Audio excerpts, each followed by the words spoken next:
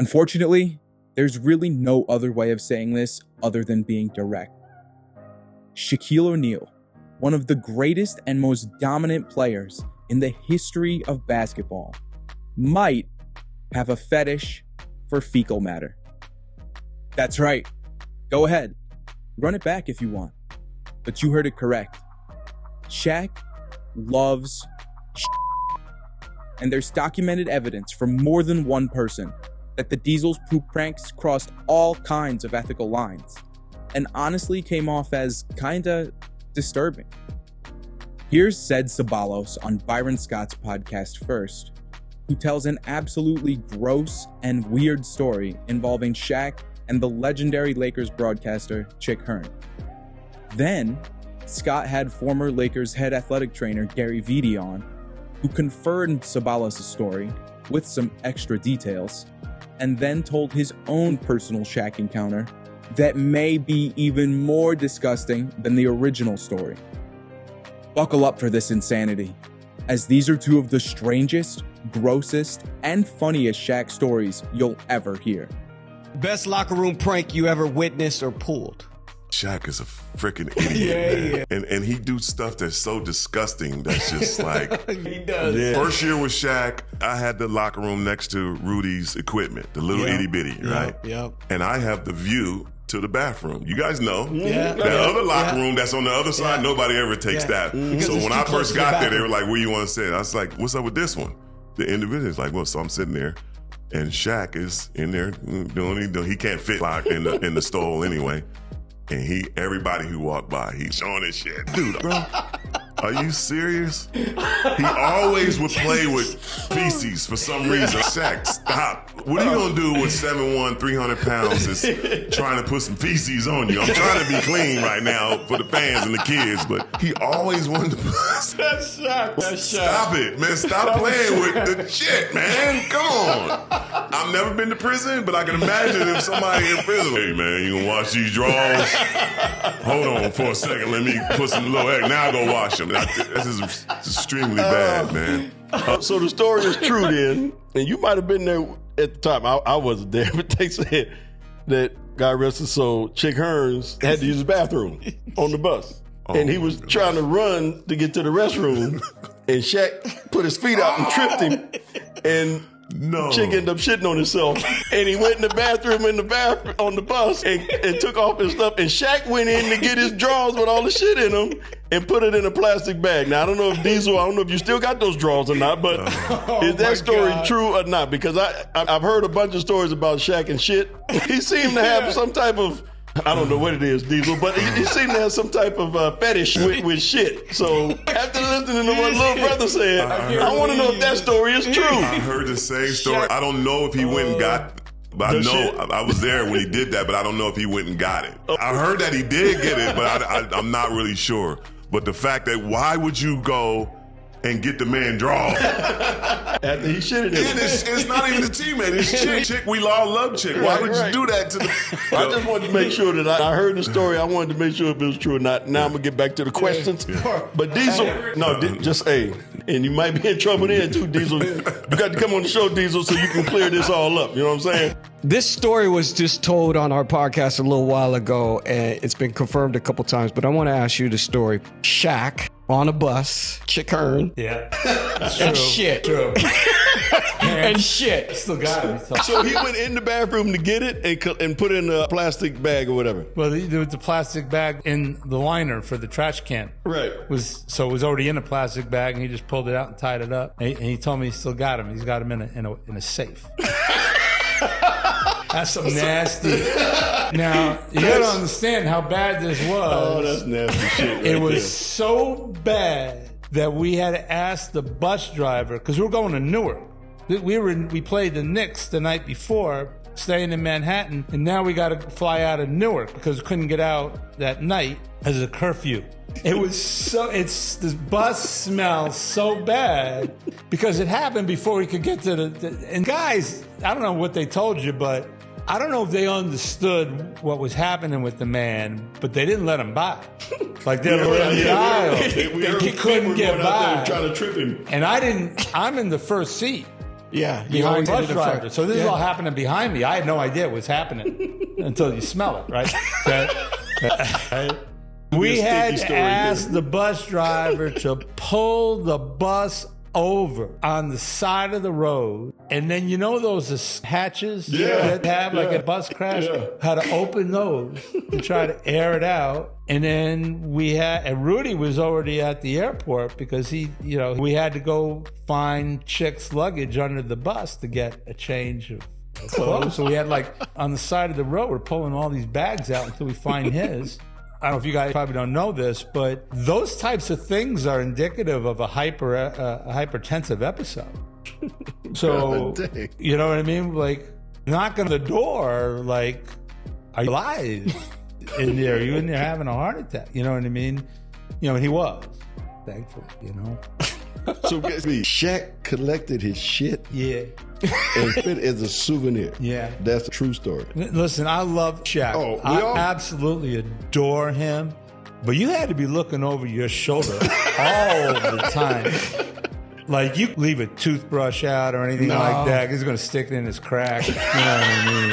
All right. You couldn't eat any food, was out. Everything had to be like, I wouldn't. I mean, it wasn't hermetically sealed. I didn't eat it if he was around, And I this story, since we're going down this road, I've told this story, but I've never told it publicly. Okay. I'm hesitating a little bit. Don't hesitate. Go ahead, Gary. You're already on it. It's pretty nasty. I ain't in it, so go ahead. It's pretty nasty, okay? It should be. Right? I knew better, and I made a mistake. I had a lapse of judgment. So I went into the bathroom to urinate. Okay? There's the practice site here in El Segundo at the time. So I go over to the urinal, and I made the big mistake of not checking to see if he was in the stall. Okay? Yeah. Got those big size 20. You can't miss him, right? Yeah. You can't miss his feet, I didn't do it. And I'm peeing. Good flow. Everything's good, right? All of a sudden I hear my name being called behind me. I turn around. He's standing up, 7 feet tall, right? Yeah. He's up in the stall, and he's holding a piece of toilet paper, okay? After he wiped his butt with it. So I just did about as nicely as I possibly could. So it's on the toilet paper, right? So I turned, oh man, that's disgusting. Look at it. I said, no, I'm not looking at it. I said, look at it. I said, I'm not looking at it, right? I see something out of the corner of my eye. He threw it at me. Okay. He landed on the floor. Oh, I'm about to say, where did it land? He landed on the floor, okay, buying toilet paper with Get on it, yeah. All right, Gary B., we know some of the nastiest shit that literally has been thrown around here. Big Three era Celtics fans will always feel like the 2011 Celtics were very close to something special.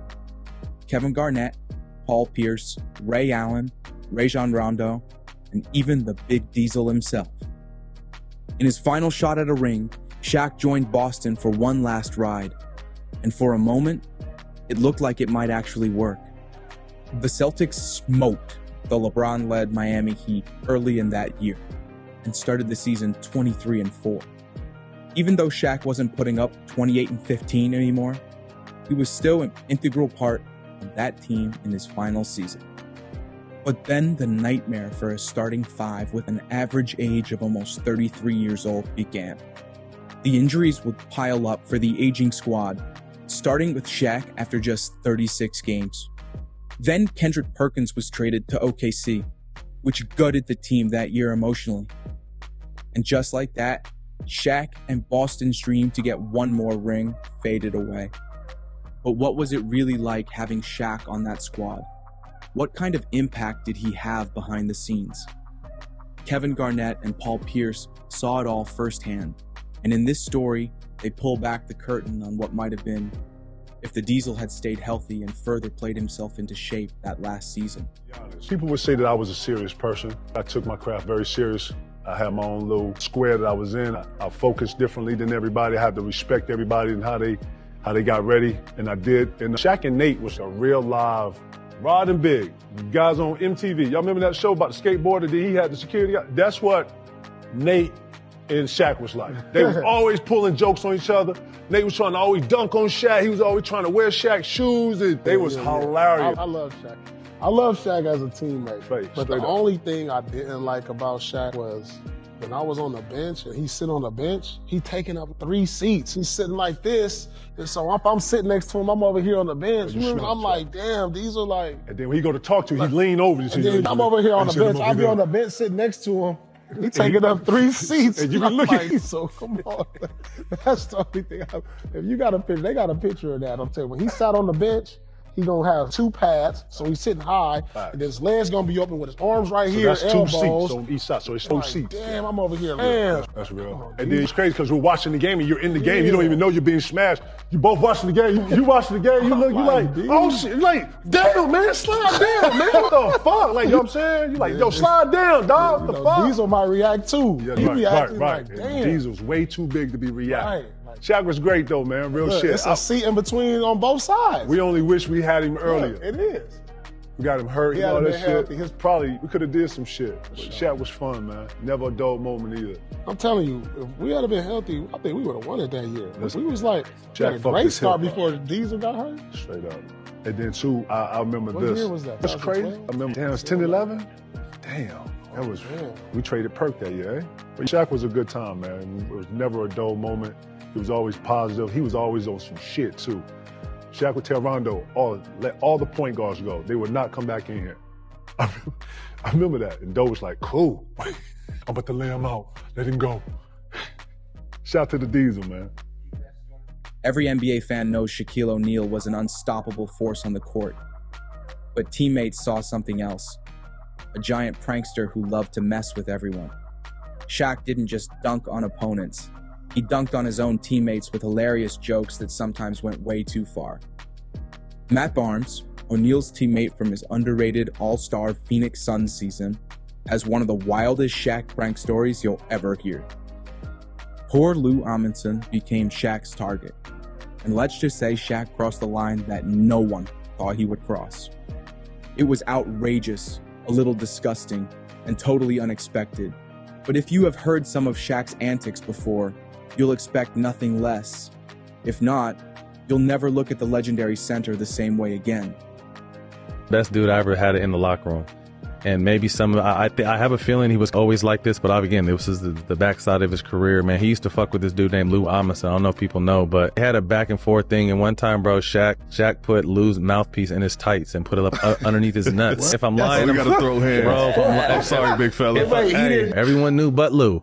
So Shaq goes through a whole shoot around with Lou's mouthpiece under his nutsack. Put it back in his locker, and then before the game, Lou, coach would be talking, and Lou's always someone that's gonna get up, put his mouthpiece in, and jump around, stretch, because he's an energy dude. Bro, he put that shit in his mouth. Everyone died, laid out on the ground. But what can you? I feel what you say, PG. Throw hands. I feel it, but that's Shaq, bro. No, it might be a polite listen, Shaq. They say I got heat for niggas like that. You're not fighting Shaq, but Shaq was crazy. Shaq would tackle people naked, and he was just super. He would keep the energy light and fun, and then obviously be serious when needed. But Shaq was such a cool, like, I was always a huge fan of obviously his Laker run and Orlando run. I got the end run where he wasn't the same player, but just the person. He's a great person, will do anything for anybody.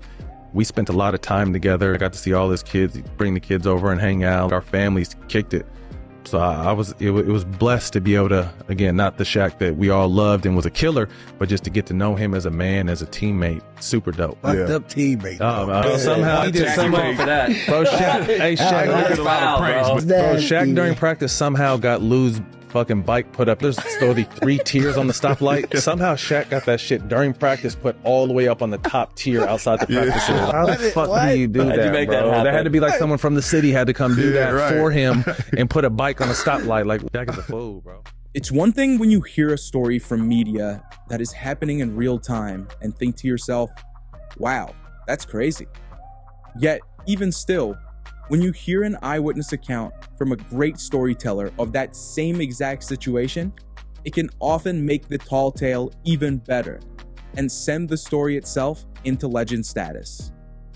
The perfect example that checks all of the boxes of my point is Jimmy Butler's now infamous 2018 Timberwolves practice, which would see Butler traded out of Minnesota within a month. The story we knew was crazy in itself. Butler went to practice that day, played with the third-string players, and led them to a scrimmage victory over the starters.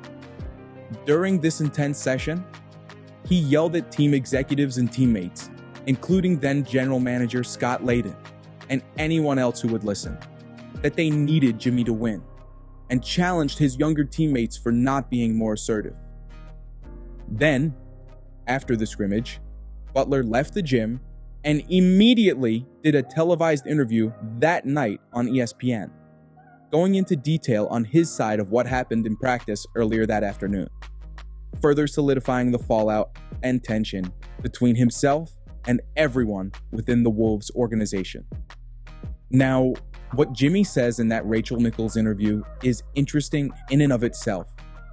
But when Jeff Teague, the T-Wolves starting point guard at the time, tells the story of what really went down in the practice gym that day, it is now considered one of the greatest and funniest practice moments that has happened in the last decade. Here's Teague with a hilarious breakdown of the day Jimmy came in to kick their ass and let the world know about it. Timberwolves. I have a funny story I want to tell y'all. So look, y'all remember when Jimmy Butler was on our team? Do we remember? Okay, so look, man, it's a story going out about that whole situation, why he left. I'm going to tell y'all what really happened. So we were at practice one day. Jimmy ain't came to no workout. So workout started in September. We don't see Jimmy. Nobody's talking to Jimmy. Jimmy, we haven't seen Jimmy. Jimmy's my guy. It's my dog. Jimmy decides to show up. We start training camp. He comes 3 days after training camp start. He comes in. Tibbs, he has his little thing he does. When he gets excited, his hands shake. Hands shake like this. So Jimmy walk in, his hands start shaking. No, we all laughing. We like, boy, look at Tibbs, boy. That boy hype. Look at it. What the? Maybe if y'all catching in the game, his hand be shaking. So we laughing at Tibbs. We all think Jimmy about to practice. Jimmy want a new contract. We think Jimmy gonna practice. Jimmy ain't practicing. Jimmy laying on there getting stretched out. Give him a massage while we running laps. We diving for loose balls. Tibbs said, we're going to scrimmage. Jimmy hop up. I'm playing. Tibbs' hand go crazy. I'm talking about this one going super crazy. He like, starters, Jeff, Jimmy, Wig, Taj, Cat. Jimmy said, I ain't playing with them. We go, damn. D-Rose was like, well, Derek, you're in the starting group. D-Rose, all right. Jimmy said, I'm playing with them. He picked the Bad News Bears. It was there, no offense, but everybody in there, they wasn't going to make the team. No offense. He grabbed them, no offense, but they was good players, but they wasn't making the team. He like, I'm playing with them. We play first game. Jumped the ball. He's like, I got Cat. I was like, oh, shit. So Jimmy and Cat ain't like each other. That's another part of the story I'll get to one day. They ain't like each other. That gets real funny when they don't like each other. So they jumped the ball. We throw it to Cat first play. Jimmy steal it. Go down, score. They go down, score. Come on, Cat, post his little ass up, man. He can't guard you. Blah. Jimmy, fuck out of here. He's trash. Steal the ball again. They go down and score. Jimmy start talking to the GM. Everybody in the gym. Yeah. Y'all better mother effing pay me. I'm like that. He is nuts. I'm laughing, not realizing what's coming with this. I'm laughing. Me and D-Rose laughing. We in the game. We keep throwing the Cat. Cat finally scored. He too little. Cat talk to that mother. Man, he ain't nothing. Boy, they go on this 10-0 run. They dunking, hitting threes. Jimmy ain't scored at all. He just stealing the ball and passing to people, getting assists, just playing the right way. But he doing everything. Time run out. They win. They beat us 18-6, right? Man, Jimmy going crazy. Y'all think that team can win without me? I'm him. Pay me. Mind you, he ain't took off his Jordan warm-up yet, right? He finally takes it off. He got the Timberwolves shirt on, but he cut the Minnesota out so it's just chest. Wow. He cut the Minnesota out the shorts. It's just shorts. He out here with a hole in the middle of his shirt, on the middle of his leg. So I'm crying now. Yo, I'm crying. I'm like, yo, bro, crazy. But I ain't realized he just beat us with the league team, G League team. So I'm like, I just beat them with the G League. This is your starters? So now I'm laughing. I'm still crying, laughing, but I'm like, hold on, he talking about me. I'm one of the starters. Hold on.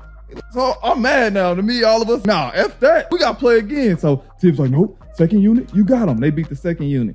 So we turned up. We all on sideline. Hey, come on, let's go. We talking crazy. Jimmy just darts to the locker room. I'm talking about run fast as hell. So we play the second unit. We beat him. We all run the locker room. Jimmy, bring your ass back out here. We want to play again. Jimmy at home. We keep playing. We have practice for another hour. We all showering. We go in the locker room, ESPN pop up. You know what time it is? Rachel Nichols and Jimmy Butler on TV. We like, what the? He like, I just killed them at practice and I think they all good players. We like, what? Hold on. I can't make this up, bro. He came and killed us. And dipped on y'all. And did an interview at home. One of the most iconic moments I ever been a part in basketball, bro. How you set up an interview knowing you about to kill? Because you ain't about to... I forgot that you was a part of that too. He's goated for that. I always felt like Jimmy was goated for that. For sure. I feel like the fact that Jimmy gets the same results everywhere he goes is fire. But the fact that he did that, and especially that it happened in Minnesota after the way they've been treating you the last couple of weeks, makes this just so much actually, fun. I wish I would have walked out with him. Why would I owe Jimmy team that day? Because you ain't get the uniform. You had to cut your nipples out the way. Hey, bro, he had his whole... That dude was crazy. Bro, he had everything cut out Minnesota, bro. I was in tears. I'm crying, bro. He was doing a Rachel Nichols interview the same night. No, that was fire. That is the most player move I ever seen in my life. You cold if you know you about to kill because you set up an interview afterward. Shout out to Jimmy for sure. The fact that he said, I'm going to pick the worst niggas in this gym and get y'all shit. I'm weak. They was probably geeked too. But they was dunking. I remember Darius Johnson Odom got on a breaking windmill. I said, damn. They clowning.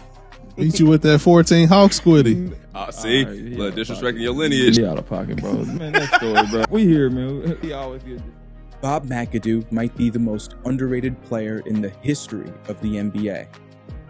Over a 3-year period, McAdoo averaged a ridiculous 32 points per game on well over 51% from the field. Not just with dunks and inside shots, but with a style and a jumper easily 20 years ahead of his time for a guy of his size.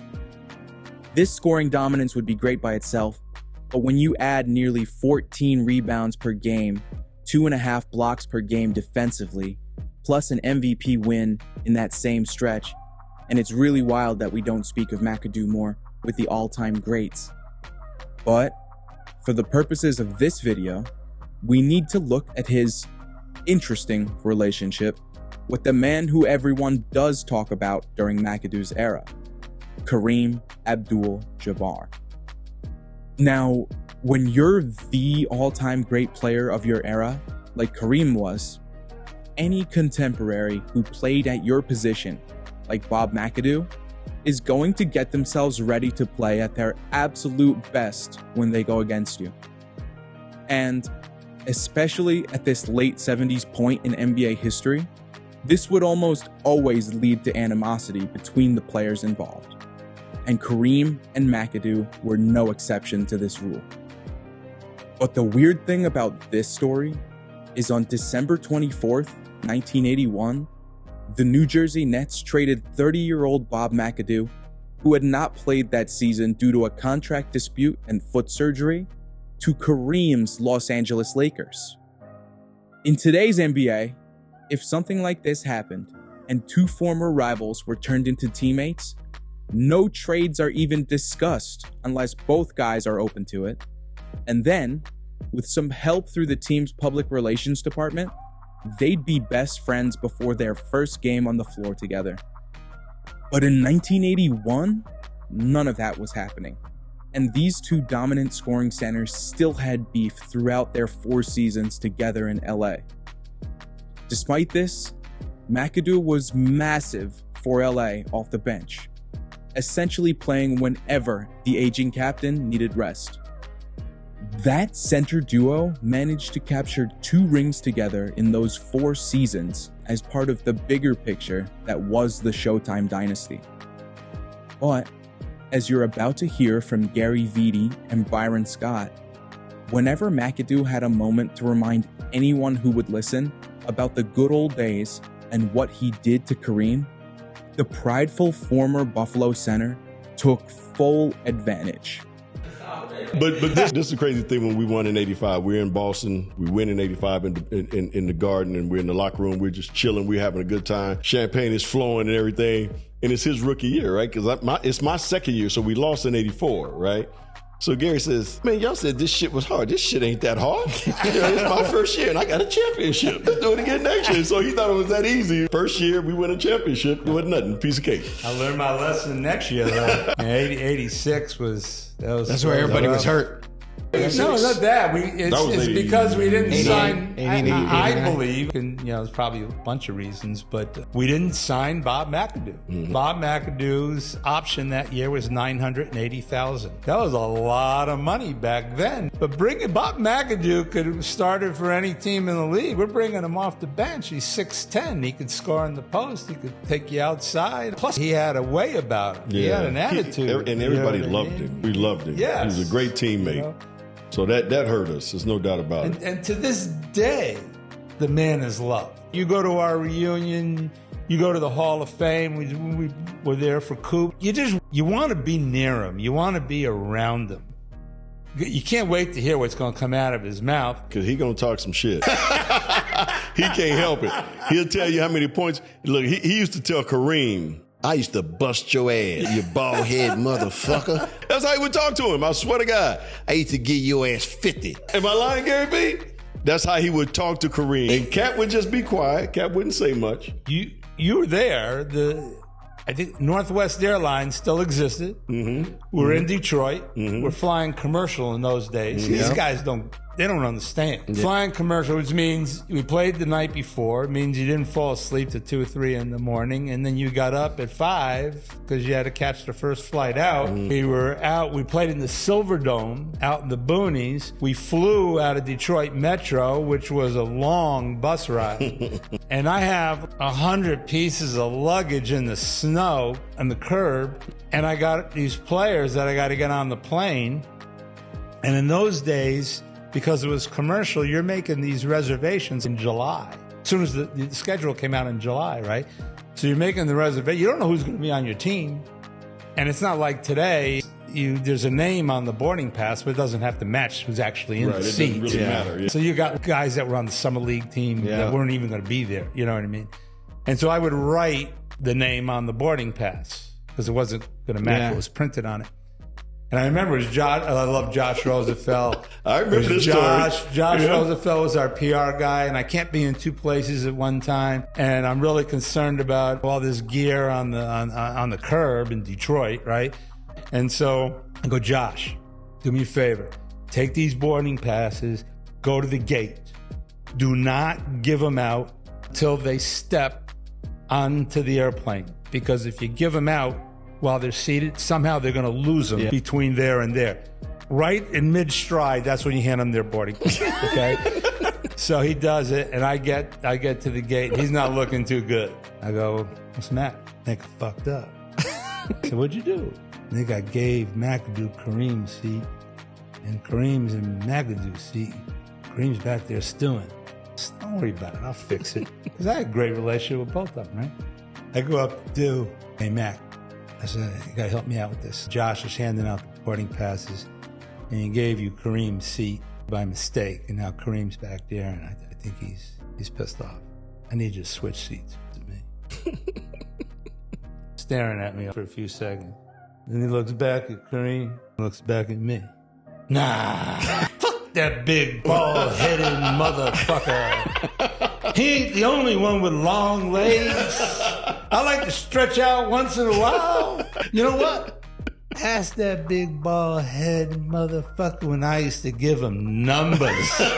Numbers. I was there. I remember it. And he's looking back at Kareem. He wanted Kareem to hear him. You know what I mean? And now he's sucking me into this deal. You know what I mean? What am I crazy? And now, but now what am I going to do about it? Right. You know what I mean? Right. And I looked back at Kareem and I looked at him. And I said, have a nice flight. Gary. And I walked by Kareem because I was in the back, right? I said, it'll never happen again. That was that. Hey. The insane big bro, lil bro relationship that Gilbert Arenas and Nick Young have to this day is well documented. Arenas and Young were teammates in DC from 2007 to 2010. A period on paper for Washington that didn't result in much winning, but has since become NBA lore despite this, thanks to legendary pranks and a consistently combustible locker room environment. You'll find about a zillion wild stories from that era. Paintball wake-ups, BB guns, hog tying, and not to mention vicious trash talk throughout it all. Ultimately with the era coming to a screeching halt in December of 2009, when No Chill Gil infamously brought real weapons into the Wizards locker room. Essentially, for 3 whole seasons, it was a culture where, damn, something wild happened at practice today, became the identity of an entire team. On a recent episode of Gil's Arena, the crew starts talking about children and when they start to lose their baby teeth. But quickly, this pivots to Swaggy P reminding Gil of the time he hit him so hard in practice that the blow would cause his teeth to start falling out. Now, that story in itself is one thing, but it's how Agent Zero's teeth did end up finally falling out that night, and how he would end up telling Swaggy P and his other Wiz teammates that was truly hilarious. Hit him with the shotgun. Now I got to cut you. Beat him over the head with the shotgun. I don't want to hit the bottle and then start poking a motherfucker around here, okay? How old is your kid? What happened? How old is your kid? 6 and 10. The youngest one? Have your 6-year-old lost his teeth yet? Yeah. What age? 6-year-old kid. He's 6. He lost it at 6, right? He's 5. He's losing teeth now. I told you. He's missing one right now. Just one? Yeah. Not both? It's on the bottom right now. How about the front? He listen to A lot of kids lose both of them. Yeah. It's because you was born with teeth, you fucking... His son lost his at 3. Hell no. He's 5 right now. Still. He lost to that, but no, he didn't. Was those his grown-up teeth? God. No. For the grown-up teeth. He ain't got no teeth yet, motherfucker. They ain't Because he lost the ones he had. You supposed to lose your baby teeth. He lost them at 3. It's been 2 years. No, he didn't lose them at 3. It's been 2 years, man. He disrespected my... That motherfucker done smoked those. The whole concept of teeth growing in is... I'm gonna just take you off. I'm just wondering, like... Now that I'm sitting thinking about it. Yeah, right? All right. Like teeth growing. Yeah. That's crazy. So then it's natural. I know, but it's like... You lose them at There's 5. like certain things you don't ever really think too deeply about, and I just... That's what I was thinking about. Like, because I was Like hearing... your teeth just grow... Like, it's Just crazy. growing and stop at a certain... And they yeah. just stop. Human bodies are amazing. Yeah. Okay. They are. Yeah, absolutely. But we ain't got no teeth. Guys, I'm Your not- teeth came out during practice, and you was walking around with no teeth. You had to run. Brother, do you know what your USC picture looks like? Nah, keep talking about my concern. Somebody knocked your shit out? Hell yeah, I socked that motherfucker in his chin. You got your shit knocked out before? I didn't want to break it up because he's my dog. Delonte West. No, it was me. I went baseline. I don't Man. know what he did. It was in practice. In the game? Yeah, chipped it. Yeah. Oh, so he didn't knock it all the way, just... Nah, I just chipped it in half. Yeah, nah, I made it loose. You made it loose. Don't lie, I made it loose, and you came into the hotel. I see what you did. He had one tooth, motherfucker. One tooth right here. Was snagging tooth like a motherfucker. And I broke that 22 times. That seems like you an didn't want to egregious put a amount. mouthpiece in? Yeah, so I rebroke. So you didn't want to wear a mouth guard? You weren't calling no plays, motherfucker? No, give me the ball. That One shit sounds foot flat. different when you got the mouthpiece in. He left. He didn't Give me- play gi- that day. Give me the ball. I wore a mouthpiece and you heard every play I called, right? He didn't play that When day. I called y'all He went back plays to out, go get his stick. when I called y'all plays out, you heard them, right? And I didn't play that game, too. He flew back to go get his teeth fixed. Now, Oh, that was in LA? Yeah, LA. Oh, my. He was in LA. He was so mad. Hey, I played with it in. He you was got to do so this just a mad. little bit. Just. Oh, God. Listen, it was LA. I had a little nice joint, and she bucked up, hit me in the mouth. Oh, nut chips. That's the fuck. Oh, Yeah. Oh, you gotta go. Teeth shattering. Oh, you gotta go. The teeth shattered all over the back. Oh, it's over. And then I was like, oh, Yo, shit, you my kept agent. going? You kept going? Facts. You a savage. New joint. It was a new joint. I don't care. It was a new joint. You gotta go. I'm sorry. I'm trying to. So. Me and him upset. Nah, So I flew all the way back. We in LA. I flew all the way back to DC prior. Got it fixed to come back for the game. Did they not have Dennis in LA? No, I already had some extra joints. Okay. Oh, you already had him? Okay. Yeah. At the crib. Okay. So I just took it. But, you know what I mean? Took his room, took everything. So you know you could have got mouth guard, right? Took everything that came with the room. I know. Took the shoes. I played in one. I ain't never had my shit chipped. And I played I- down low. I- And I played down low with came in my these. room. Yeah, I didn't understand it. Like what came in Steph was doing, I could have did that, but I was just like, He came in my room with No, one but they tooth. get He it like, so he OD with it. Like, I mean, people that constantly take their mouthpiece out, You don't have to, but it fit. Trust me. I said, damn, I didn't play not one NBA game in 15 years. I didn't play not one NBA game without my mouthpiece. Did you wear it in college? Yes, because I got my jaw dislocated. I hate mouthpiece. Oh, so you was used to it, okay. I hate mouthpiece. Yeah, I got my jaw dislocated in college. I took a charge. That was the last real charge I ever took. Just stood in there and watched the motherfucker come. That was funny. Right here. Damn. He knocked on If my I wouldn't door have with my one mouthpiece, I tooth. would have broke my jaw. He knocked on my door with 1 tooth. I was cut off guard. Hey, man, go to my room, man. I gotta go. What the fuck is this? Nigga. I guess we ain't going out tonight. This nigga ain't Abort mission, brother. I gotta go, man. I literally went all the way back to DC. I said, man, can I have your key? I said, let me get your key. He said, oh, because I had to switch rooms.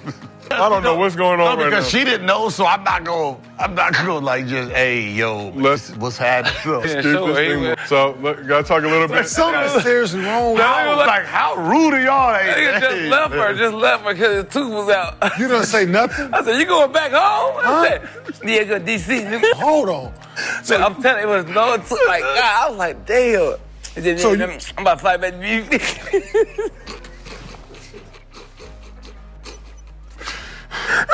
Please, God, help us.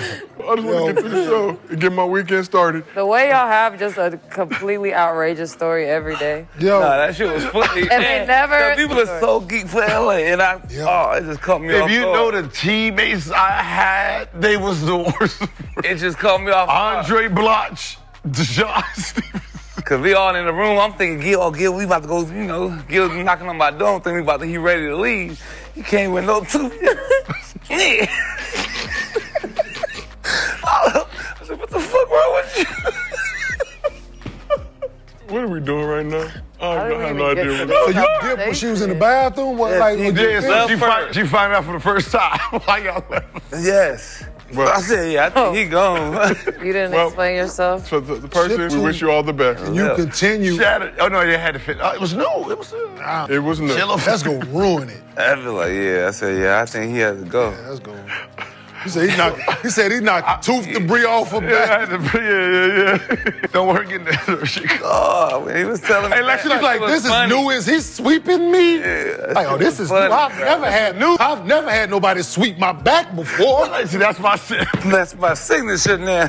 What you doing? This is my signature. Go to move. So, we asked the chat were the Mavs a 1 year wonder. What were you talking about? That's what I'm saying. That is not what we were talking about. I have no idea what y'all were. Because we were talking about mouth guards. I'm good. But how do we even start talking about mouth guards? No, I started talking about my son too. It started with his son having lost his tooth at 3 and them not regrowing, not regenerating at 5 years old. But let's keep this moving. Now we're here. Okay. Let's head back to the Eastern Conference. Kevin Hart is one of the funniest and most famous comedians of all time. Not to mention conversationally and on podcasts, where Hart is so quick-witted and entertaining to listen to tell stories. Hart also happens to be an absolutely massive NBA fan, but especially of his hometown Philadelphia 76ers. So, thanks to this Sixers super fandom, and having a few bucks to toss around, Hart can be seen courtside at games, talking trash to stars attempting to come in and beat Philly, and trying to do what he can on the sidelines to help his squad. There's only one problem. This usually would backfire, as there have been several games, which Hart talked about with the All the Smoke crew, that didn't just get Hart in trouble with guys like James Harden and D. Wade, but incredibly, an entire arena of angry Celtics fans. Take a listen. Best courtside story as a fan watching the game and interacting with a player. I got a lot. Best one? I say one that backfired. Harden's is pretty. You a known sideline troll. Shit talk. By the way, none of them went well. None of them went in my favor. None of them went in your favor? Harden in Philly. Harden gave me 50. He didn't get the Sixers 50. Gave you 50? He gave me 50 and said to me directly, I'm gonna give him fucking 50 because you won't shut up. Fuck out of here. Gave us 50. D. Wade in the playoffs, second half gave us 27. I did that. I'm responsible for that. I'm definitely responsible for that. No, I definitely am. The biggest one is we're in the playoffs against the Celtics. It's a road game. I fly to Boston. You know, this is the year we supposed to get it done. Like, this is the year where I'm very hyped that we're going to get it done. This is when Kawhi and the Raptors, they hit his last second shot. So you had Jimmy on the team that year? Man, go to Boston. Motherfucking Celtics, we blowing them out. Killing them. I'm talking shit to Celtics fans. Shut up. Everybody shut up on courtside. That's right. Boston sucks. I'm going at it. They booing me. Boo. Fuck y'all. It's going at it. Second half game just keep getting closer and closer. What's going on, man? Come on, man. Y'all got to do something. The crowd starts saying, fuck Kevin Hart. Fuck Kevin Hart. Fuck Kevin Hart. They done came back, got the lead. I'm like, that's enough. Like, come on, man, seriously. At some point, it got to the point where I was like, I don't feel safe walking out of here. I need to leave early. I go to get up. There's like 6 minutes left in the fourth quarter. I go to get up, walk out. Boo! Fuck Kevin Hart. Whole arena was chanting, fuck Kevin Hart. I was like, well, I'm going to stop going to the games for a minute. Just let this cool off. I don't want this to stick to me. So, you know, then I didn't go to a playoff game for a minute because I'm superstitious. So I was like, I'm going to stick out of it for a minute. And then I ended up going back, man, and I just can't help. I got to talk shit. I have to talk shit, especially because I know all the players. I got to talk shit. And I kill him, too. I kill him. Carmelo, I've definitely hit Carmelo. I told Carmelo he had prosthetic legs. Who else have I hit hard? AD. I've hit AD. Got you when he took your drink out your hand and gave it to Drake. Yeah, that's all-star game is fun though. It's not malicious. Yeah, I'm not malicious at the all-star game. It's a good time. It's a real good time at all-star. Regular season, if I'm there, it's real. Yeah, I'm coming at you. You're in game mode. I'm saying everything I can. I feel like I'm out there on the court. These count. Yeah, these count. I'm hitting you with real. You gonna laugh because you don't see him coming.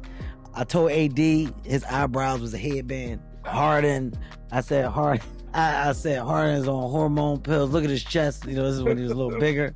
He's on hormone pills. Check him now. I just throw out the shit. Draymond, I'll go back and forth. When it comes to the Black Mamba, the curse of competitiveness stretched far beyond basketball. Even away from the court, in moments you'd least expect it, that legendary fire would be roaring. And this next story is a perfect example.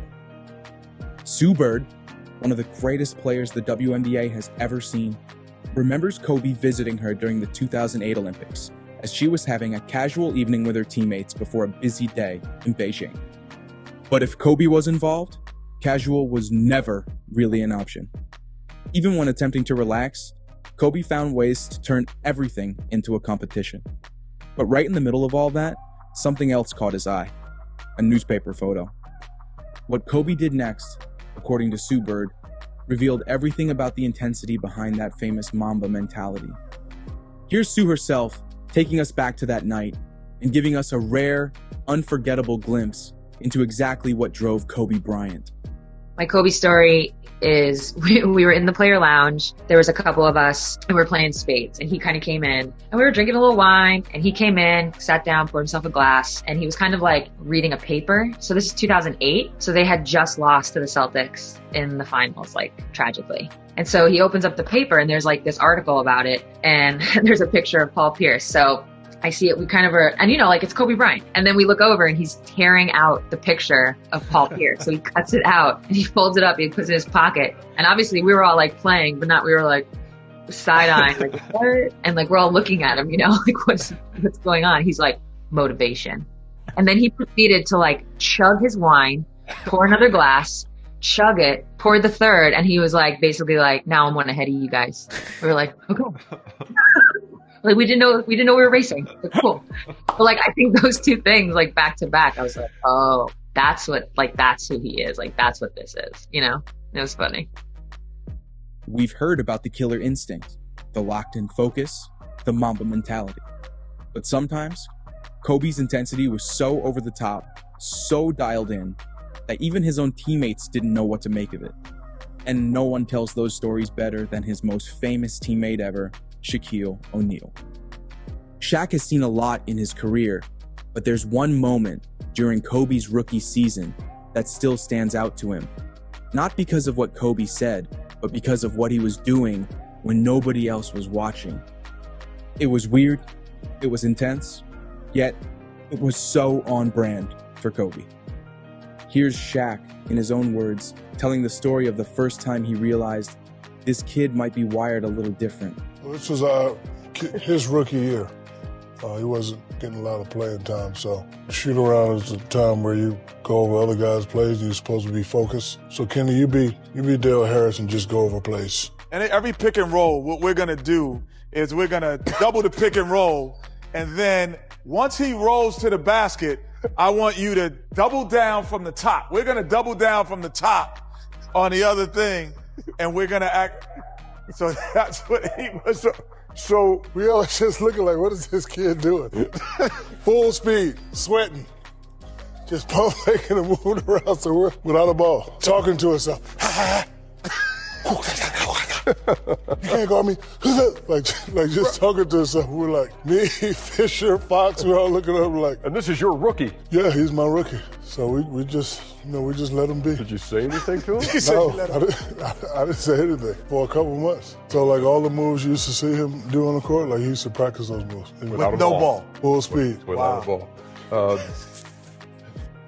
Kobe Bryant once unleashed one of the most infamous practice tirades in NBA history. The Lakers were a team stuck in a spiral. They seemed to be going through the motions without their leader, and it led to losing games. Kobe made one thing clear. This wasn't acceptable. It was December 2014, and the Lakers were 6-16. Practice wasn't intense. Effort was lacking. And then, Kobe snapped.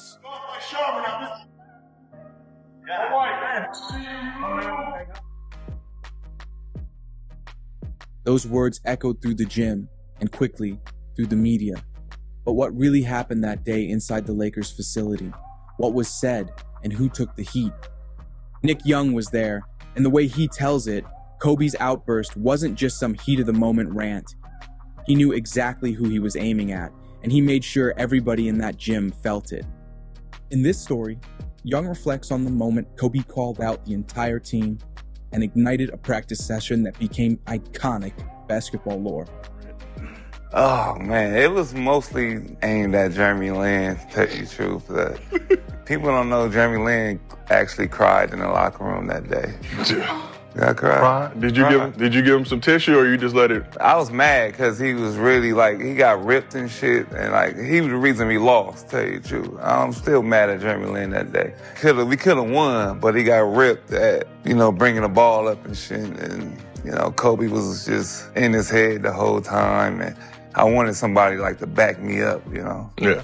But they was scared. At the time, Kobe only had one leg. He couldn't do nothing with me at that time. And that was my team. That was my team. Talk it. Big brother Gil called me that same day after practice. That's how you talk to Kobe. That's how you talk. That's how you talk. Yeah. Get your balls up. That's how you supposed to speak to a motherfucker in practice. I called him. Seen that on the line, that's what I'm talking about. Yeah. That's the shit Kobe want to hear. He want to know there's another Tiger there. Yeah. Kobe during this twilight era of his career was known for his blunt and direct communication with his teammates, especially during the losing seasons at the very end. In the season following the soft-like charm in practice, a different kind of chaos hit the Lakers' locker room. The now infamous fallout between D'Angelo Russell and Nick Young had fractured the team.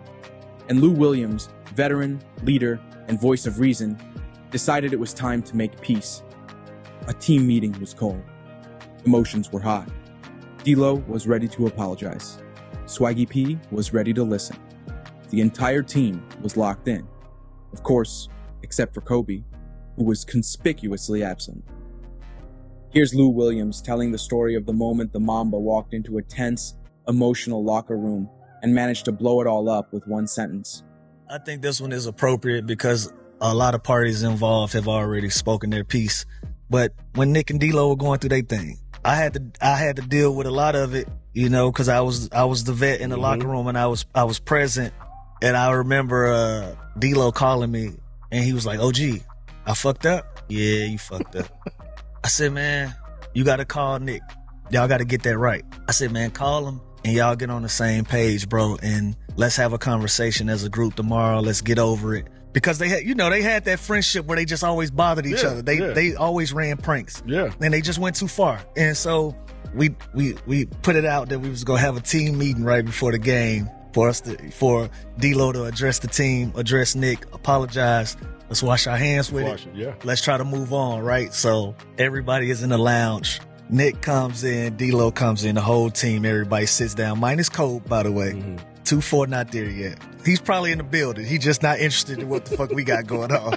So D-Lo is starting his speech, and D-Lo is going through his whole thing. Yo, I apologize. You know, I took it too far.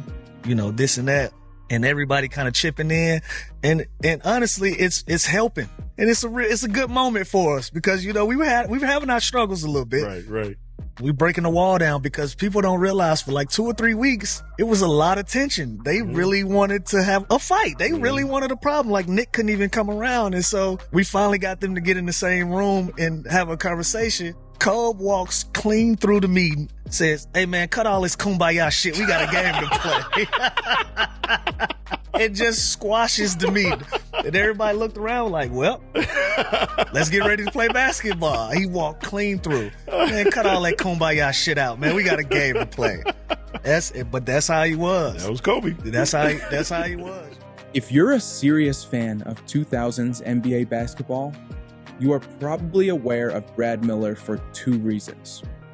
His back-to-back All-Star selections for 2 different teams in different conferences in 03 and 04. Or, more likely than his own play, you know him as the guy who almost got decapitated by Shaq in an on-court brawl with the Diesel. But what you might not know about Miller is that during his time with the Kings, he was in an all-time prank war with point guard and friend Mike Bibby. During their 4.5 seasons together with Sacramento, Miller and Bibby formed a formidable duo, helping lead the Kings to 3 playoff appearances and advancing as far as the second round. This era would be the last time the Kings would make the playoffs for 17 seasons. Off the court, however, is where we come to find our story, as the All the Smoke guys had to ask the lighthearted Miller about a very odd and specific thing that the big man left in his point guard's locker. And Miller's story does not disappoint. Having said that, it gets so strange that they called Bibby on the podcast, needing to confirm everything that they were hearing. Was it true you used to leave dead animals in Mike Bibby's locker? I only did that once. Was that the shit they got off there? What was it? It was a duck. We went duck hunting with Greg Ostertag. So he used to take his front tooth out all the time. Oh yeah, Ostertag was crazy. Yeah, he was a crazy dude, man. I was there that year. He's a wild crazy. Yes. He's a wild card. Like. Ostertag is a nut. He's the most flexible 7. I mean, he can stretch like. It was crazy, but yeah. So I chased little Mike around the whole double court with the ducks. Like, Mike. Quack, quack, quack, quack, quack. I remember Brad was one of those. I was there. Does Mike want to know what he did after that? Yeah, what did Mike do to you? His rebuttal, he brought, I think it was Mia's daughter, I think. Took their diaper and shoved that shit up in my handle. It was Mia at the time. In your car handle? He put his daughter's and he's the diaper. biggest germ freak, so he had to grab the diaper from home and brought it as a rebuttal. Mike don't let his food touch. So imagine what he had to go through to carry his daughter's diaper and did you put your hand in the shit? No, because obviously the guys were my guys. They told me. They told you. Yeah, so we got the hose out before. That's fucking nasty. That's what I said. I go, that's nastier than a duck. Like, what the hell? Like, that's another line. That's another level. Like, you just crossed the line. Like, baby shit. Baby shit's nasty. Baby shit stinks. You was putting Mia shit on Brad. Motherfucker, Mia shit. Hey, Mike. He said he didn't touch the shit, did he? I didn't touch the shit. Trust me. Oh, someone snitched. What did he do to you? How did it start? It was an off day. It wasn't practice. I'm sorry, I'm in the gym all the time, Brad. I don't know the difference. I just didn't come there when I had to, Brad. I went to work. Okay, so look, but look, he didn't clean the duck up or nothing. That motherfucker just killed the duck, threw it in his truck, and just hung that shit up on my locker. Guts. This motherfucker got guts, dead. I said, Brad, come on, bro. I said, come on, bro. I said, you know what? I went and got a diaper from home and put that shit under all his door handles. Hey, Mike, was it Mia shit? He's gonna watch this right. Damn, I'm a grown high school woman, girl now. Talking about my baby shit. Oh, he said he still has. He's still gonna get you back. My daughter, because I have a daughter named Gina, so he named her me after my daughter. My grudges don't end, Brad. I'm gonna get your ass back when the least expected. All right, bro. Hey, we in the middle of the show. We'll talk to you later. See, I thought it was me as shit. Poor high school girl's gonna have to hear about that now. Like, damn. That's funny as it made my face hurt. If you just take a quick glance at a basketball reference page, or just looked at who guys' head coaches were and weren't interested in who was on their coaching staff, you might not realize the fascinating history some players have with tons of coaches, as both make their way up the ranks in the chaotic NBA.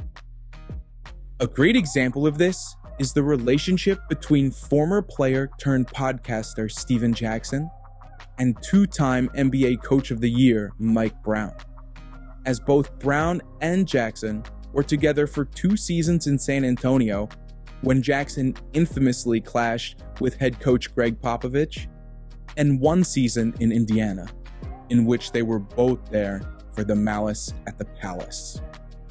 So, needless to say, when these two got together in a room and had the chance to walk down memory lane, the stories they told were downright hysterical. Here they are, along with Matt Barnes, on All the Smoke. Knucklehead, what was he like at 22, 23? What was a young Stack? Don't remind me. But first of all, as you know, it's a true man right there. He's a true man. He got a great heart. He got a great heart. Mm-hmm. His heart is awesome. My son's playing a little flag football. Saturday morning, 10 o'clock game. You know, we out on the field, cold in India. He's there with his crew. He make his whole crew get up and come watch the little league flag football. You know, but I gotta tell you, I hope I got enough time to say these stories. I hope I get long with it. So the first one, and I'm gonna get probably some emails and some calls, but we used to take our team to Houston in the summertime. And our top 9, 10 guys would go now. We go for about a week and we break bread, work out. And that's when all of the players used to go to Houston. Fun day. Yeah. Fun day. Because Luke had the gym going. The gym was rocking. So we used to keep all our players together when we played pickup. And this is when Tim fell in love with Jack. So we played pickup game against most of the Rockets. And you know, Tim and David, because they were both there. They both real quiet, head down guys. And, the Rockets, they talking a little smack. They was talking trash. and Coutinho threw a lob to Steve Francis, or Francis threw a lob to Coutinho, and Wham dunked it. And they like, yeah. Let's run these bitches out of here. Jack grabbed the ball. He said, whoa, wait now. Who y'all calling bitches? Put a name and address on that. Yeah. He said, because if it's directed at any of us, we go find out who right now. We go outside right now. It's basketball. We can do that. And man, Tim and David, they were like, yes. Yeah, exactly, bro. Exactly. Tim loved it. Hey, Matty, from that time on, nobody said nothing to our team. And Tim had me like this from here on out. From that on. Yeah. That's the first thing. So everybody loved him because he's about the team. Mm-hmm. He's about, if you on his team, he got your back. Mm-hmm. You ain't got to worry about that at all. And the second thing was, this was interesting. This kept my life interesting. Anytime we play a game, all right, and Jack know this. As soon as he lock up, man, I'm okay saying that one too, right? Say what else? Okay. We didn't say wait. Okay. As soon as he lock up, he know the horn coming. Right? I ain't got to look at the bitch. I know somebody come and get me out. Okay. And as soon as he hear that horn, he don't even turn and look. He start cursing. And I'm like, oh, shit, okay. I don't have to deal with this. So Pop ain't even look at him now. Okay? Go Jack, Mike. Jack walking, just looking at Pop. Pop looking at the action. Jack walking to the end. As soon as he passed the coaches, I know it's my job. I get up, tap my leg. So I go down to the end. I get my curse out. No, fuck that MB. Get the fuck out of here. That you know that's about. So I sit there, I get cursed out. Then I'm like, okay, you done? You done, motherfucker? Yeah. Then if he ain't done, he'll keep going. But if I say, yeah, I'm done, I say, okay, now this is what you need to do. Mm-hmm. And after he take a breath, let me get it out. After he take a breath, he know what's right, what's wrong. He relax for a sec, then he go back out there. And if it was bad enough, he go. That's my defense. This is what I can do. I'm going in. I can do this. Just stand in front of me. Yeah. Stand in front of me, looking around. Let me get it out. Just be blocking me from coach now. I'm going in. Yeah. Okay. All right. Yeah, motherfucker. Yeah. That's how I always go. And you know what? And it goes back again. This is just a testament to his heart. If he was wrong, he'd be the first to admit it, and not just to one person. Like.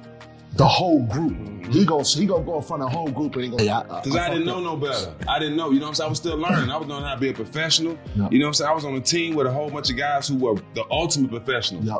I'm still learning, you know what I'm saying? So, but that was a culture shock to go from New Jersey where you had a whole bunch of guys who on their way out, you know what I'm saying? Yep. Sherman Douglas, then I go to a team where you got stars like Tim Duncan, Dave Robinson, but this is the organization that everything is about winning. It feels like a championship here. So it was a culture shock for me, but it was the best thing for me because if I'd have went anywhere else, I wouldn't have lasted that long.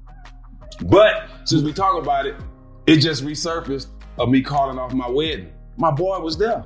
Oh, yeah. Mike was there. So you came all the way for nothing too? All the way for nothing. Mike was there. Holding me down. Holding me down, dog. He held me down. I was in there crying. I remember this vividly, bro.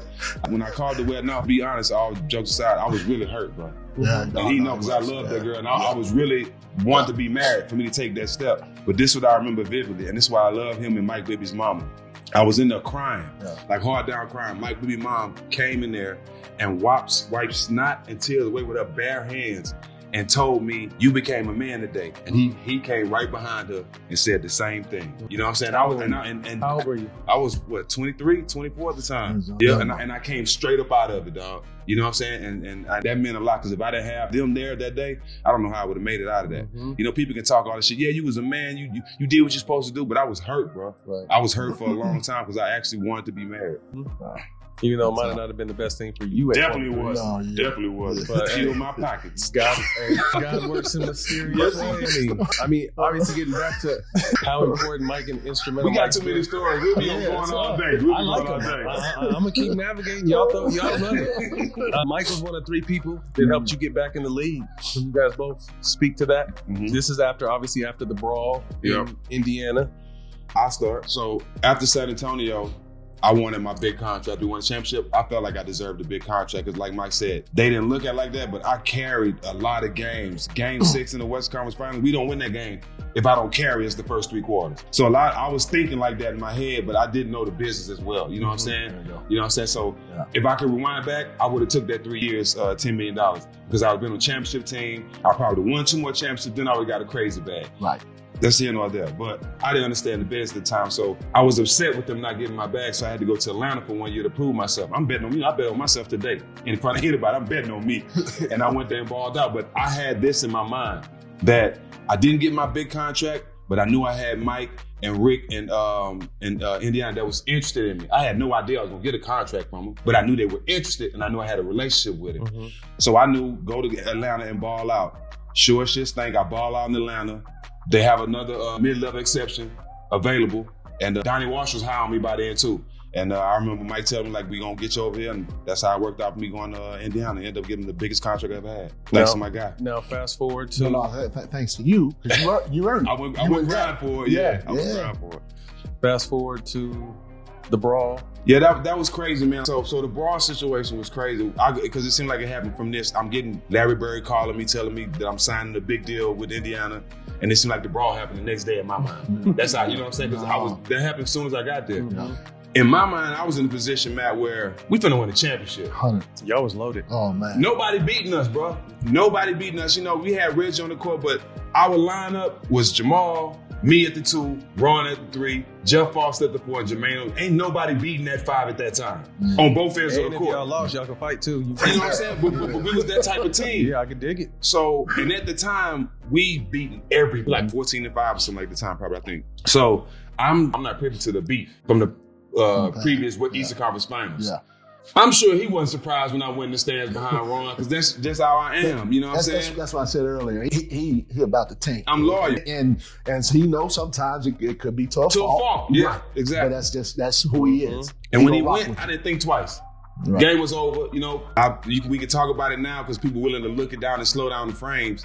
When I first went in the stand, I didn't throw a punch. Me and Mike got to Ron at the same time. We both grabbed him. What made me throw that punch was another beer was thrown in Ron's face. So that's what made me click. If anybody look at it, I had no intentions. I ran by 30 people and got to Ron. So I had no intentions on hitting nobody. But when the second beer came, I felt like it was just too disrespectful then, and that's what happened. But this is the funny part, what we don't talk about. This motherfucker went off after the game. So during the scuffling, somebody fucked around and elbowed him and bust his lip. So we in the locker room, we all chilling.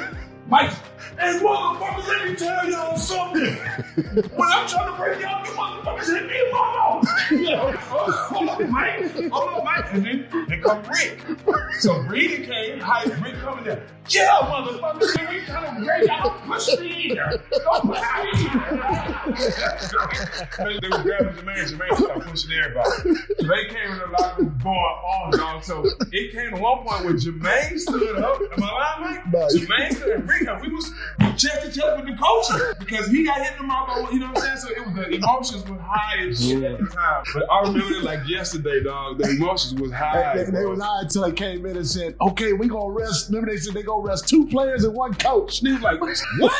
Arrest? You like we going to jail? Hold up, we going to jail? Going to jail?" It got serious. It got serious when they came to Baron killed the whole everything when he asked him was to go get in trouble. When he said that, bro, the whole locker room was like, "Oh, come on, bro. You in trouble, bro. You ain't playing no more this year, dog." That is crazy. We'll be here all day, dog. We'll be here all day. We'll be here all day, man. But I love you, Mike. I never got a chance to tell you this on camera publicly. But you know how my mom and how I feel about you, how from the opportunities you gave me to San Antonio to where you embraced me as like a little brother and a son while I was in the league to be able to tutor me. And even when I wasn't playing on your team, you still made phone calls and made sure I was straight, you still checked on me. So that meant a lot to me because, you know, barely making it into the league and the road I took, you didn't have that many coaches that actually cared about me or my family or to come to my wedding or to things like that. So you made it a point to show me that you cared about me before I even played for you. So I love you forever, and I appreciate everything, Coach. No, I love you too, man. And I can say the same for you in a lot of different instances. More importantly, though, the times you showed up Saturday morning to support my boys. That's when my dog. Sure did they had a hug today. I'm like, damn, how you know him? I start thinking like, how you know? Like he hugged it. They had like a nice embrace. I'm like, what's up? He's like, shit, I am raised, bro. I was like, okay, good brother. Yeah, that's dope. February 16th, 1996 was a date that had absolutely no significance in NBA lore. That is, until February 15th, 2020, almost 24 years to the day, when Kevin Garnett sat down with the guys on All the Smoke and shared what's now known as a classic Michael Jordan story. KG, even as a rookie, was never afraid to talk smack to any player at any time. And even more than that, he loved to use that same way with words to hype up his teammates and get them to perform at their best. So, when KG was hyping up J.R. Rider after he was performing fantastic against Michael Jordan and the soon-to-be 72-10 Bulls, he expected Rider to give him back that same excited energy. But what happened next is the definition of the saying, "Let sleeping dogs lie," or in this case, sleeping goats. During the 2025 All-Star break, KG and Rider sat down together on All the Smoke to retell the now famous story in its entirety for the first time ever. Here they are with Matt Barnes and Steven Jackson. Favorite stories, and if you guys missed it, you're going to get it today. You guys were playing the Bulls in Minnesota? No, we was in Chicago. It's my first time back. Take the story. You got it. We back in Chicago. I told you, I got like 20 games under my belt. I figured it out. I got my little rhythm. JR is our star by far, him and Christian Laettner. But we back in Chicago, so I'm just fresh out of high school. We get back, and I got probably about 300 guys in the joint. Just they in the house, you know what I'm saying? I got them right here, too. They like lower bowl right here, so I can see everybody, coaching everybody. So I'm just in a different energy. My teammate got crashed out, and Ronnie was in a bad crash, so I didn't really get no sleep, so I'm running off fumes anyway. Start the game, and I'm having a decent game, and I'm just feeling good. I'm just being honest. We on some young, wild shit out here, you feel me? And then that whole thing, man, JR and him going at it, but JR winning that, he holding his own. So I'm just feeling good, come out the timeout, and I'm just like, hey, man, keep going. I'm saying, you too, man. Ooh. So I go, man, you killing this motherfucker, man. What, you know what I'm saying? I'm going to come down, and I'm just throwing some shit, you know what I'm saying? So you were saying him and MJ are going at it. Yeah, they going at it, but in the timeout, we come out, if I'm being honest, it was just in the rhythm of the game. So it ain't really nothing too crazy, but he got it going. So I'm just on some, hey, keep going type, whatever, right? Because we know it's the Bulls. So this is when they was the Bulls. So as we going into it, I was like, man, keep killing that motherfucker, man. Woo. So I just get on by myself. He understand I'm young, I'm wild. He let me, So when I go off, so I hear him and MJ talking like, then ain't nobody really saying the mic like this. Mike's so heavily respected that, you know what I'm saying? So I'm just on some young wild shit out here. So I'm like, so I double back. Ball ain't out yet. Yeah. So when I came back with it, he kicking his ass and then tried to get out of there, he was like, what did he just say? And then he was like, nah, he don't know how we, you know what I'm saying? So he was like, nigga, y'all better. And then I started them get a little extra aggressive with the conversation. I was like, oh shit, what? So he was like, hold on, don't look at me. And that's all I heard you say. And when I said that, I saw studying body language. And the rest is history. Crazy story, What'd he say to get you in the hot seat? Nah. No. He was asking, he asked JR what I said. And then JR said, he repeated. He said, and then he looked at me and put the hands on the hip. What'd you say? I said, nigga, keep kicking his ass. You busting this motherfucking ass. And dapped him when we dapped. Exactly. I had to go, I went back over. MJ had you repeat it. He said, what'd he say? And then he said he was right there. That's the PG version. Right. Our version is, I used to have good games against Mike. Right. I was quiet though. Facts. Right, because you don't want to wake Mike up. So he asked me prior to playing against the Bulls, how you be doing against Mike? I get my 23, 24, 25, 26s. You know what I mean? They said I hold my own. I hold my own.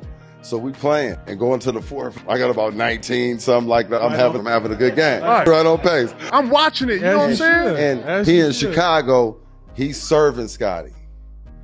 He's really all around in that game. One of his breakout games, I feel. Facts. He was working. He's getting Scotty, so I'm gassed. I got Scotty tonight. Right. In the stands, he was on some other shit. Chicago, Oakland shit. He was hyped to the roof, talking a gang of shit. I was on 15, dog. And I was on 15. It's quiet. He said, man, you keep going at Mike. Man, keep going at that motherfucker. And Mike right there. And we've been hyped all game. I went baseline, dunked on Mike and I think Rodman or something. Right. He came through the middle, dunked on Luke Longley, nasty, and moved it this way. Flash. Yeah, we in here. We was feeling good. We was talking shit, slapping hands. We wasn't quiet. We was handling our business. Right. But young and wild. But order had to be restored. Yes, absolute. Quickly. He's walk out the timeout. He's, man, you keep killing this motherfucker, man. I hear him, right? You know what I mean? I hear you. So you know I'm looking for him to give me something back. When he don't do that, you keep killing that motherfucker. He can't fuck with you, dog. I was like, right? You know what I mean? Mike standing where the flowers at, by the way. Right. I'm young too. This is my third season. This is first season, so I'm young too. I'm with the shit. You know what I mean? And that's how I play. So we vibe right away. You know what I mean? But I'm like, man, this Mike, man, I grew up on Mike, man. I remember 7th grade having the shoes on and stuff like that. That dude to get you 50 real fast, right? So I'm like, right. Then he doubled down, triple down, I think. Say it again, man. You too strong for this motherfucker. Right. Keep killing this motherfucker, man. Right. And KGB, he right here. You hear me? You know what I mean? So he ain't giving me nothing, though. He like, yeah, right. Really get off and over here. Go get pimped. So I get the energy. And Mike right here. Mike right here, though. So Mike right here. He on the back leg. Oh, yeah? He on the back leg. Young fella know who I am? Now, little grandfather, uncle, chew the bubble gum. Right there. He said chew You know what I mean? You about to be in trouble, right? Type shit, right? Right. Switch. A leather belt or the switch? Which one you want? Straight up. So we walk by and Mike looking at me and KG and looking at me. So my spidey instincts told me go a little closer to Mike and holler at him, right? I say, cool him down a little bit. So this way he got to understand. I say, hey, Mike, man, he young boy, man. He don't mean no harm. He don't really know what time it is. You know what I mean? He don't really know what time it is. He don't know the name of the game. You know what I mean? And Mike said, Mike ain't really paying attention. He hear me, but he's in killer mode, so it's not registering. I said, too late. Like, I didn't know. You know what I mean? I said, he don't know what he talking about, man. He just up there talking. He hype, man. Man. You know what I mean? He don't know what's up. He don't know what time it is. He's like, all right. Oh, that's nice. I say, all right. So the game started. All I know is they usually run triangle. Right. None of that. I'm on him, and it seemed like the shake, the Catino and Stevie used to work. Right. It seemed like everybody disappeared. I felt everything. By yourself. Right? You're on the island. So he hadn't done that the whole game. So he caught the ball and went, he did, I don't know what it was. Right. It was a little sign that they had. And everybody moved out the way. Right? He did it 4 or 5 times in a row. Bucket, foul, and one. And I jumped high, so he had that fadeaway. He'd be leaning, his foot his foot would touch you. You know what I mean? He'd be leaning, right? And I'm on him. I hit hands and one. I said, damn, right? That was about his 9th or 10th point straight. You know what I mean? So he wasn't done. Bam, five, bam, and can't one. even help. We like, you by yourself? Then he was hitting about 2 tough shots.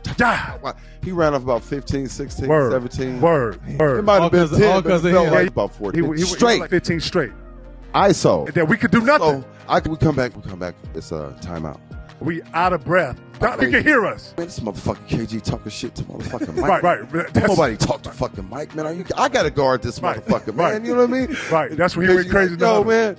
My fault, Jay. My fault, man. You know what I mean? I said, oh, good, man. Told you shut the fuck up, man. It's Mike, nigga. I got to guard him. You ain't. Like, everybody shit like, and then it hit me. I was like, damn, that was real. I ain't got to guard that motherfucker. You right. We was a little defeated. Mike talking shit. Like, y'all done? Y'all ain't even going to fight back? Nah, we done. You got it. Oh, y'all done? You got it, man. Yeah. Hey, KG say, man, I was telling him, man, keep busting that nigga ass. He wasn't giving me nothing back. I wanted him to give me some wild shit. Right? The fuck up. Because look, I got it. KG right here. Mike, I can see y'all, right? We play hoop, right? I can see right there. Peripherals, right? So I'm like, right? But Mike right there, I see him, right? I'm like, man, this dude is tripping, man. Fuck you know that. what I mean? You know how basketball is real. Right? So Mike was one of them killers. I feel Kobe became, right? You know what I mean? I seen Kobe my first 3 years. He was playing behind Eddie. He'd come in and do what he do. I'm already warm. I'm a grown-ass man, 25, 26, 220, 223, right? But he had a hell of a crossover. He's fast, and he really had that killer instinct. Mike was a different animal altogether to me, right? Now, I'm not trying to put nobody against nobody. Kobe's the closest thing to come to Mike, period. I think he's right after Mike as far as that wing play. You know what I mean? That's what I feel. But Mike had a different energy to him, and he had levels. He could turn up 2, 3, 4 levels. For any reason. Some people turn up a level or 2. He turn up 2, 3, 4, right? And it's real. He didn't play with the ball. So he not going to cross you between the legs. The dude today rock, dribble about 4 or 5 times. He's going. He looking right at you, and he handling his business quick. Intimidating. That's what I'm saying. We couldn't even help him because it was like 2 dribble pull up, 1 dribble pull up. Fake jab, 1 dribble. It was like. And that's back when you had to play one-on-one defense. So I'm saying it was basic. Yeah. And then listen, if you're at the top of the key and you by yourself in this, it's an island. Just think about top of the 3-point line to the free throw line. Bro, we can't help you. So it was that kind of bag of work where JR was. You just had to take. But then we go in another end, and I'm saying, do your thing. Then they let him beat JR up. They not calling no fouls. You know what I'm saying? And he eating off that, man, bro. Shout to him because it was real, and that was an experience, bro. Yeah. I got the numbers from the game that night. So the Bulls end up winning by 3. KG, you had 16 points, 15 rebounds. That was decent for the young boy. That was at 19. You feel me? JR, you had 29 with 7. I told you. Bro, listen. I felt like I was a fan. They got to sit on the bench. I got to watch one of my favorite players play every night. And then I'm watching them play Clyde, Mitch, Spree. I'm watching them play. You feel me? So I'm like, man, we've been arguing in the barbershop. Like, man, J.R. Ryder shit might be second best shooting guard in the league. Shit, I see it every night. Shit, he posting people up, blah, blah, blah. Man, motherfucker, I'm like, shit, I told you had 29, bro. I knew that. I think bro, I watched, bro. That was in Minnesota, but the game. That was the Chicago game. Chicago. I looked that up in Chicago. Oh, that was in Chicago? That was different? That's in Minnesota. That's the first game we played. God damn it, Nate. Stat guy fucked us up, Nate. But I had 29 on Mike and Scotty. Talk to me. There are certain moments in NBA history that feel bigger than basketball. The NBA's 75th anniversary celebration was one of those nights. A once-in-a-lifetime gathering of the game's greatest legends, all in one room. From Kareem and Bob McAdoo to Steph Curry and LeBron. Naturally, as he always seems to find himself over and over again in his life, Magic Johnson assumed the role of leader of this legendary group of NBA superstars. He was the first person many of the NBA 75 team members saw when they assembled at All-Star Sunday. He could be seen with almost everyone in that room, welcoming them and making them feel special for getting that navy blue jacket. On the 7 p.m. in Brooklyn podcast, Wade sat down with his friend and fellow NBA 75 selectee, Carmelo Anthony, and reflected on that surreal night. He talked about what it felt like to walk into a room filled with icons and suddenly realize you were part of that same elite club. But the energy shifted when one man showed up. And when he walked in, everything stopped. And according to Wade, he stole the spotlight without even trying. Then, like something out of a movie, Wade found himself just a few feet away from his two favorite basketball legends going back and forth like it was the late 80s all over again. Here's Wade on that incredible night. But the moment when we walked in the room and you actually saw Kareem, you actually saw Jerry West, Magic. I just looked around and I ran into Magic at one point when I first walked in. It's kind of like like you said, it's some people that when you walk in the room, they pay you the respect. Mm-hmm. They give you the nod, you know what I mean? And so for me, when I walked in, it was Magic. But Magic gave you the nod. Magic gave you that before. He gave me that before, but when as soon as I walked in the room, because he gave me that, and you kind of be humble. Familiar with that? I'm familiar with it. He was the first person I seen when I walked in the room. He made you comfortable. And he was like, D-Wade. He was like, D-Wade, only 75 people got this jacket. You know, we here. And for me, it was kind of he welcomed me into the club, the basketball heaven. To the club. Like, come on in, son. Shit. But one thing about Magic, he did that to all the young guys, though. He did that. You belong, like, you here. Right. So we can talk now. I can't talk to you. You ain't in this room, so I can't fuck. Conversations become different now. Now we can really build. So but all of them was waiting in the room. In the room, they was already in there. Right? They telling you, like, all right, now you did something. Like we're joining their team, mind you. Them niggas been on here for 50 years. We've been doing this. On the team for 50 years. Yeah, we joining their team. You like, oh, I'm on this team. These are the goats of the goats of the game. For me, I remember being young and I remember watching the 50th anniversary team. I remember being a kid watching that All-Star game. And to think 25 years went by from that moment and they picked 25 players. And it wasn't 25 new players because Bob McAdoo, who didn't get picked, had to get on the next team. Right. Mm-hmm. And so when you think about the odds of that. So you would say you had a story? All right, so we're in the room, right? And we have already taken this top 75 photo. Now, the photo moment was crazy because it was me, CP, Melo, Brown. That was crazy to sell. But we had a moment where they broke out into your positions. Ooh. So you got the ones, you got the twos, you got the three, so forth, so on, right? So the ones are about 6 foot. Chris Paul, John Stockton, Isaiah Thomas. So the twos, we looking at them. Magic was over there with them. But Magic went like, he was a hybrid. So as the twos, Jason Kidd, Gary Payton, myself, all of us, 6'4", 6'5", whatever, we looking at the ones like, look at them little motherfuckers. Them motherfuckers can't fuck with us, right? We talking shit. We look to our left, you got 6'7", 6'8", you got Melo, you got his out. They looking at us the same way. They look at them little motherfuckers. Bro, you remember that? Bro, I'm talking about literally, we looking this way, man, they can't. We talk shit. The twos here. We got this, we got Mike, we got Cole. We look at them little, and then we look this way, they look at us and say the same thing. Like, look at them little motherfuckers. We looking at y'all looking at us. We were sizing each other up. The greatest ever played the game was all still sizing each other up. Yeah, the competitiveness in that room was like, yeah, you here, but like, you can't fuck with me. Still, to this day. But like real size. It was like shit talking in there too. For real. It was like, man, I bust your ass. You know, I would have bust your ass. I bust your ass in 78. You talking to this is 75. You're talking about one of the greatest basketball moments that we've ever experienced. That had to be some world-class shit talking going on in that room, dog. Yo, you weren't fucking with me. You was never fucking with me. The shit talking in the room. With me in 89. The shit talking in the room was crazy. But the moment was when MJ came in. It was a moment when Jordan came in, and that's the reason I played a game of basketball. Can I say this really quick? Yeah. I don't think people at home realize nobody knew Jordan was going to be there. Nobody knew he was going to be there. Yeah, that was crazy. And so you're in the hallway. We're in the hallway, the guards. We're talking before we go out, and Mike creeps in. When he came in, I ain't never. You was talking about aura. Let me tell you something. When he walked through, just aura. That's it. Everything just changed. Yeah. The kid like Cyrus and the Warriors. For the coolest person walking in the room. You cool until the coolest nigga walk in the room. Yeah. Man, when MJ came in and get silence, everybody was like, "Oh, he's sizing right niggas away up from the tunnel. Right away. Stop it. He walking past you, gotta bust your ass. He's sizing everybody up. And Mike gave me some love, and every time, I don't care. It's Mike. I don't care. I was with the Jordan brand. I had moments. This is Mike. So Mike came and gave me love, and then he went right to the old dog. He went right to Magic, right? That clip that went viral. I'll lace him up. And if you see my face, that was the moment that I realized I was in basketball heaven. But yeah, you saw the clip with him and Magic that went viral, right? Yeah, saw the clip. Yeah. That was right away. And that's the moment where I was just sitting there and I'm like, I'm listening to Jordan and Magic talk shit. Really talk shit though. Put your sneaks on, let's go right now. And I'm like, I'll tear your ass up right now. Oh, they serious? It's interesting to see the torch being passed was in there. From the Docs to the Magics to the MJ. It was Isaiah's. It was passed in that room. And to see Bron in there too with that as a fan, you know what I mean? Niggas are sizing him up too. For real. This is what this is like, huh? Let me see what this is about. Like my basketball lifespan had ended, and I ended up in basketball heaven. It's a metaphor for life, right?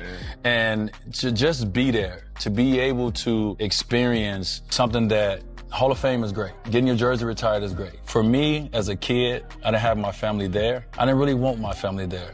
That was individually my moment as a young kid growing up, wanting to be one of the greatest to ever play the game. And I got a chance to put on that jacket and be next to my favorite player as one of the greatest to ever.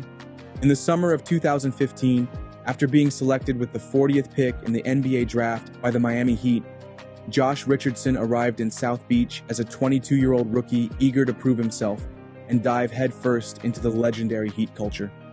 The rookie Richardson expected a standard introduction at Heat summer workouts and was thinking this would be his first time meeting the staples of the Heat locker room. UD, Chris Bosh in what would be his final season, and of course, Mr. Miami himself, Dwayne Wade. But what he encountered that first day, according to Richardson, was far from standard.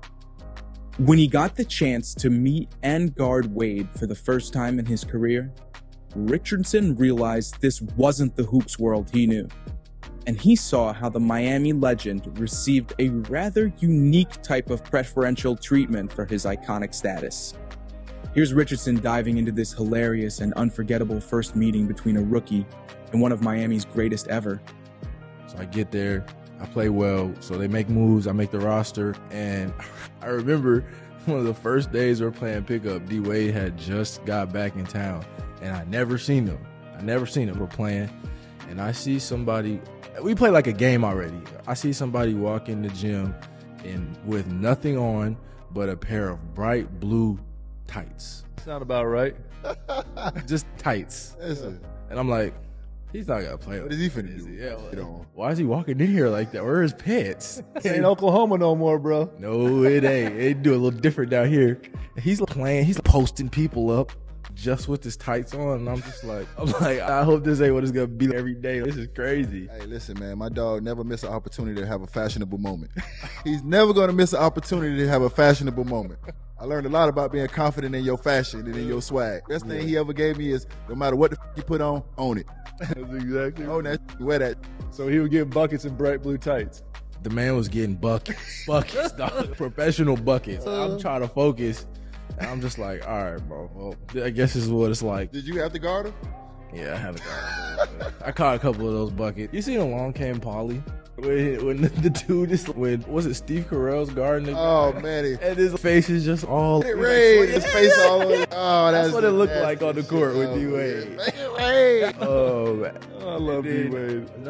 So, if you were the first man to sign $1 million contract in the NBA, what would you do with it? Some people, like Magic, would invest it. Others, like Shaq with his rookie deal, spent it all in a single day. But some players, like Michael Jordan infamously, had an affinity for gambling. Now, Magic wasn't known for being a big gambler, but when it was a team event, as the leader, he would be in the casino with his team having fun. And there was no more special team to Magic and the 1992 Dream Team that dominated the Barcelona Olympics. Andrew Bernstein, a Hall of Fame NBA photographer and a man who traveled with the Dream Team throughout the Olympic Games, tells a story on Michael Cooper's podcast of the time Magic Johnson, in his bathrobe no less, hit the casino and won big in Monte Carlo. Did you tell your wife that being around that Dream Team, they had those very well talked about poker nights? Or Michael Jordan and Charles Barkley, they were betting $50,000, $60,000. How much did you lose? I used to watching them lose 50 or 60,000. No, I never played in those. But I got to tell you, we did stay in a hotel in Monte Carlo, the Loews Hotel, which was a beautiful, elegant hotel in Monaco, and had a casino, obviously, in it. And I'm sitting down. My dad was with me. I brought my dad, and my dad had taught me how to play blackjack. And we're sitting at a table, and I look over, and there's Patrick Ewing on my left. There's Charles on my right. Michael comes, sits down, and my dad's like, "Are we at the right table?" And it was hilarious because Patrick, God bless him, Patrick is playing the minimum. Right? Charles has a stack of chips like this, right? And Michael's just asking for markers. It's not even playing with money. It's the craziest thing ever. Who else was a gambler on that Dream Team? Well, now, Magic wasn't big. No, I got to tell you a story about Magic. He and I, again, we talked about this. So we're in this elegant casino, right? Out of James Bond. The dealers are in tuxedos. They have the servers. All the waitresses are in evening gowns. You have to be in a jacket and tie to be in there. It's not like Vegas where you hear slot machines and hooping and hollering going on at craps tables and stuff. And they had one crap table and maybe like 6 blackjack tables and baccarat and stuff I didn't understand, right? And we're in there and it's super late at night. Must have been about 1:30, 2 o'clock in the morning. And we hear behind us, I'm at blackjack with my dad, and we hear behind us the crap table, people are hooting and hollering, right? Which you don't hear in this place. And we turn around, and there are 6 people deep at this crap table, all elegantly dressed. And there's this little old lady, right? Beautifully tired with jewelry. And she's rolling numbers after and hitting points and coming out with 7s, and people are making money. So somebody must have called Magic. This is another true story. Somebody must have called Magic. Dude comes down from his room in his bathrobe, right, to this casino, gets a marker, right, bets with the lady, collects whatever he got, goes back to bed, never touches the dice, never puts money on the table. It just was the craziest scene ever. Andrew, I can attest to that because remember how we used to have the exhibition games in Vegas? One night, we went down, Magic was like, "Hey guys, we're going to go down and we're going to do the dice." Me and Magic, Byron, I think, was there. I think James Worthy, a couple of other people, and some people from the other team, we were there. I won $2,700. It was the most money I've ever won in my life in Vegas. Sure. $2,700. Magic must have won about $10,000, all on the crap table, and he only touched the dice one time. That's how magical and lucky this guy is, man. Yeah, that's why they call Magic. No, he's serious, man. This guy, whatever he touches turns to gold. And when he left, I left because I said, "Yeah, God bless him, man. To have that kind of run, that was just legendary." Rasheed Wallace is widely known across the basketball world for his gift to gab, with either his trash talking on the court or his storytelling now off the floor in retirement. The legendary NBA big man with a larger-than-life personality has become a go-to voice for hilarious basketball moments. In this All the Smoke clip, Rasheed Wallace dives into some of those memorable and funny anecdotes from his early days in the NBA. Imagine a young, confident Sheed stepping onto the court, only to come face to face with a couple of seasoned NBA veterans who were about to teach him some unforgettable lessons. The kind that come with a lot of humor for us and a big scoop of humble pie for young Wallace. Finally, speaking of humility, Sheed touches on a lighter but equally entertaining story about having the dubious distinction of being the first player to get ejected from a McDonald's high school All-American game. In the stories he's about to share, Wallace finds out the hard way that veteran strength and a bit of old school toughness and grit can turn any young player's fearless ignorance into a few laugh out loud lessons that we all get to enjoy today. Last time you was on the show, you talked about how Joe Klein punked you. That went viral clip. Anybody else besides Joe Klein punked you while he was playing league? No, cause not that I can remember that punked me like he did, dog, on everything. Why don't you share the story with some people that might not have heard it? All right, so here I am. I'm a rookie, and Joe Klein went to the University of Arkansas. That's my guy. Ended up being my teammate later on in my career, but so here it is. I'm a rookie. He's playing for Phoenix. So we're out in Phoenix, and I'm like, all right, bet, playing them. And it's a certain play that Jimmy Lynam ran where the big man gets the lob for the dunk. So the first time I went up, boom, I caught it, I dunked it. And y'all, what? Y'all don't want it tonight. So Joe Klein looked at me, he said, hey, you do that shit again, I'm gonna fuck you up. Man, whatever, old ass dude. Man, get out of here with that shit. Whatever, you ain't ready for this. So, boom, 2 plays later, yo, SOS, which stands for same old shit. We was like, SOS, bet. Here I take off. Air missile defense. Next thing I know, I'm like this. I'm like, damn, and he's standing over me like this. I told you I was gonna knock your ass out. You better don't try that shit no more. That's crazy. Oh, bro, I was like, I had a whole different respect for veterans in the league then. Went him and Terry Cummings. Terry Cummings was strong as a motherfucker. Terry Cummings was strong as fuck. Bro, again, I'm sorry, y'all. I don't mean to go back down way far memory lane, but it's funny as fuck. So here I am, rookie, excuse me. Terry Cummings is on his way out, but at the time he's playing with Milwaukee, right? So, boom, they like, all right, you guarding Terry Cummings tonight. I'm like, all right, cool, I know who he is. I saw him play on TV with Sidney Moncrief and all that. All right, because they was big rivals with the Sixers, Dr. J, Andrew Toney, all of that, right? All right, bet. That's when I knew the difference between weight room strength and grown man with kids strength. Let me tell y'all, it's a big difference. Don't let that weight room strength pump y'all up to think y'all caught diesel and this and that. Y'all deal with an old man who been through some shit, who got 4 kids and about 8 grandkids, and who be out 4 there baby working, mamas, rustic ass hands. Hey, let me tell you, I'm trying to back this man down. First of all, he gets the ball in the post, hot knife going through butter, laying me up left and right. Damn. I get the ball in the post. It's like the same way this couch ain't going nowhere. This is me trying to dance. And then, man, I passed the ball out. I'm frustrated. Repos. Hey, repos. What? Fuck. What? Repos. Man, you crazy. I'm posting out there at the 3-point line. Terry Cummings was strong as shit, and that's when I knew the difference between grown man strength and weight room strength. Strong dude, man. I'm telling you, them NBA veterans, man. For real. Shout out to Reggie Miller, man. He's the reason why we have this new segment called Fact or Fiction. I think he started it because his sister came on the show and he had a lot to say that was fact or fiction. We're going to start with you. You was fact or fiction. You was ejected from the McDonald's. Fact. How the fuck you get kicked out of an All-Star game? The McDonald's how you? Please, I didn't even do that. Fact.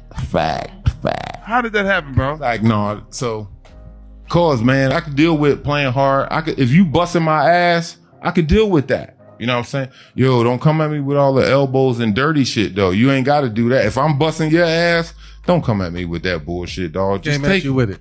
The big boy, Darnell Robinson, the big fella from Chicago. We ended up being friends in the long run.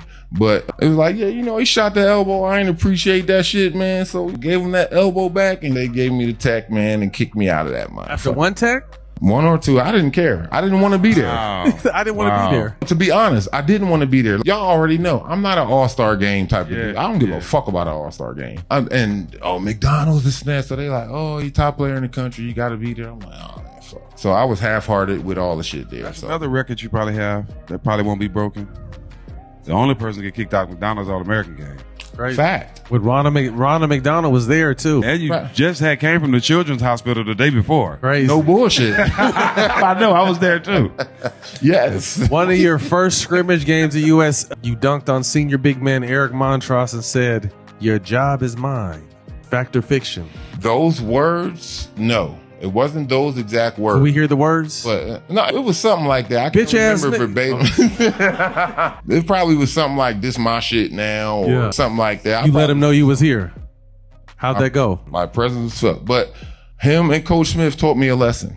So playing against Eric Montrose, that's my guy. Rest in peace. So I'm like, all right, in practice for the first month or so, he's busting my ass. I'm like, shit. Because I'm still struck. Oh, shit. I just watched him a couple months ago. Winning championship. So here I am practicing and playing against this dude. So I'm like, all right, bet. So first month, he busting my ass. Then I'm like, bam, bet. I got his game. Here I am. We in practice. He goes for his jump hook. So with his jump hook, he always liked to just put the elbow out first and then go up with the right hand hook. I got you. I got it. Take the elbow. I step back and I'm jumping straight up. Block that shit, right? Boom. We start to break. Block that shit to Stack. Stack, we out. Let's go. We out. Boom. They come back down. Next time, he clears me the fuck out. Smacks me all in my face. I'm talking about he hit me like this. Jump. Oh! So I'm like, it's an accident. You could take that the first time it's an accident. But when he came back down and did it again, same thing, jump. Oh, no, dog. We got to fight right there. I'm like, man, the fuck out of here. They're like, dog, you going to cut that shit out. Coach Smith, oh, no, we don't do that. We don't say that here. Oh, give him a vest. So anytime you were getting disciplined by any of the coaches, you had to wear a weighted vest. Yo, run them laps. Just run. That's it. I had to run till Coach Smith told me to stop. So I ran for about maybe like 10 minutes, but it was a learning lesson. Shit, I can't fuck with the All-American senior. Facts. After 3 years and 3 rings in Chicago, Dennis Rodman had absolutely nothing left to prove. He had won multiple titles for more than one team, was a 2-time Defensive Player of the Year, and the reigning rebounding champion for the last 7 years. So what happens when a guy like that, who has a notorious reputation for off-court antics to begin with, is no longer motivated? 2 extremely weird seasons to end his career with the Lakers and Mavericks respectively. Somehow, despite only playing 23 games in LA and 12 games for the Mavs, both teams' marquee players, Shaq and Dirk Nowitzki, share eerily similar stories about the enigmatic Worms pre- and post-game routine that has clearly stuck with both of them to this very day. Here's Shaq first, with Allen Iverson on the Big Podcast, and then Dirk on All the Smoke, discussing the circus that was Dennis Rodman's final 2 years as an NBA player. I wanted to get into, so what would happen, AI and Shaq together? Same thing I did with Penny, same thing I did with Kobe, same thing I did with D-Wade. I'm going to throw that thing in there. And when I get done, I'm going to throw it right back. I'm going to wait for you to double. That's it. And once you try to close out, I'm running right by you. Layups all day long, or dunks in my early years. All right, so let's build, of your era, so not all time. You're at the 5, you're at the 1. Who are we putting at 2, 3, 4? Kobe. I'm going to take me out. No, I actually want others. If we're building around you two. Let me go first while he think about it. Him at the 1. Yeah. I'm going to go T-Mac at the 2. At the 3, I'm going to go, crazy. Do we want a superstar team or do we want a regular team? I want a superstar team. At the 3, Big Dog Glenn Robinson. Woo! And at the 4, I'm going to go with, we need somebody crazy. I hate to say this name. Punk Dennis Rodman. Yo. Why is he punk Dennis Rodman? Hey, Dennis, I ain't say nothing. Hey, Shaq, Kobe, Dennis on the same team. Who's the biggest superstar? Superstar? Yeah. Shaq, Kobe, and Dennis on the same team. Who's the biggest superstar? You. No. Kobe? Dennis Rodman. I know that. I heard all the stories. Bro. I thought you was talking about just superstar. You told me some stories now. This dude will come in. The meeting's at 5:30. You got to be there at 5:30, 45 minutes ago.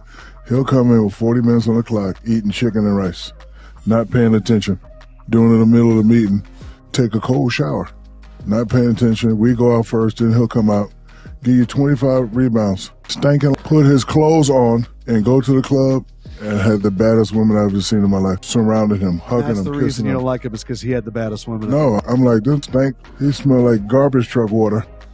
And he got models on him at the club. I was a party guy. I thought some party, I had some thing, but I ain't never seen what I seen with Dennis Rodman. I was actually mad. Me and Uncle Rome. I was mad. I was mad. Not because he had a girl. This can't even wash his ass. Man, he didn't. Not 5. Dennis Rodman had a brief stint here. What was that like? That was wild. I'm a big Chicago Bulls fan in the 90s there, obviously. So he was He was one of my heroes. And then Cubes bought the team my second year, halfway through. And he's like, we need to make a splash here. We need to get on the map. This is a Cowboys town, and I want to bring the Mavericks back. I think I'm going to go sign Dennis Rodman. And we're like, are you serious? But he ended up doing it, and it was quite an experience. So he, every time, so as a team meeting, we usually meet with Nelly, obviously with 40 minutes before the game. So the first game, we have Dennis Rodman. We're all excited. He's starting. So 40-minute rolls around. He gets up. Nelly's about to start the film. Rodman gets up and goes take a shower. So he comes back. He didn't see the video. He doesn't know the coverages. So he just goes out and goes. Sometimes he squeezes. Sometimes he hedges a little bit. Sometimes he does nothing. So I was like, maybe he just did it one time. Second game, 40 minutes on the clock. He gets up and showers.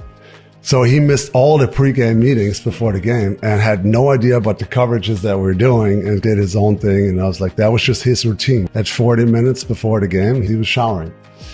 And then after the game, he would just put his own gear on and would go lift hard for an hour and a half, 2 hours. Wouldn't be with the team, would just be find his workout room, and he had his little workout coach, and then they were just lifting heavy for an hour and a half after the game, and then he just put on a cowboy hat with these long feathers, didn't shower, and just walked right out the arena. And it was, and the media scrum would chasing him, and he's mumbling something.